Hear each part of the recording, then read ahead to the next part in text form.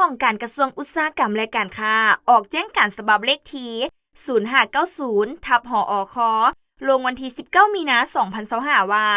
1. ให้ผู้ประกอบการที่ขายกระตาของขวัญและคุสังฆทานในขอบเขตทั่วประเทศต้องติดฉลากสินค้าเป็นภาษาลาวใส่กระตาของขวัญและคุสังฆทานระบุเนื้อในคือจำนวนสินค้าชนิดสินค้าวันเดือนปีหมดอายุชื่อวิสาหกิจหรือห้างค้าที่ขายกระตาของขวัญหรือคุสังฆทานพร้อมเบอร์โทรศัพท์ติดต่อนอกนั้นสินค้าที่มาประกอบต้องเป็นสินค้าตรงปกด้านนอกกล่องกับด้านใน 2. ให้แผนกอุตสาหกรรมและการค้าแขวงนครหลวงแต่งตั้งเจ้าหน้าที่การค้าโดยสมทบกับห้องการอุตสาหกรรมและการค้าเมืองนครเอาใจใส่ในการโฆษณาเผยแพร่เวียกงานปกป้องผู้สมไซและลงติดตามกวดกาบรรดาห้างค้าที่ขายกระตาของขวัญและคุสังฆทานอย่างเป็นปกติ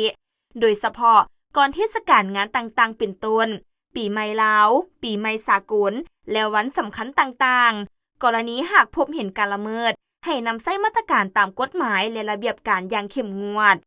3. สำหรับผู้สมไซในการเลือกซื้อสินค้าประเภทกระตาของขวัญและคุสังฆทานควรเลือกซื้อจากห้างที่มีหน้าห้างเสื้อถือได้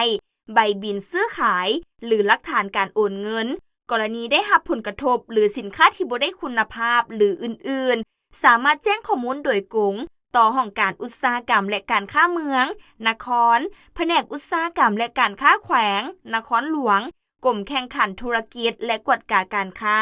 กระทรวงอุตสาหกรรมและการค้าหรือผ่านเบอร์สายด่วนปกป้องผู้สมไซหมายเลข1510หรือผ่าน Facebook สายด่วนปกป้องผู้สมไซ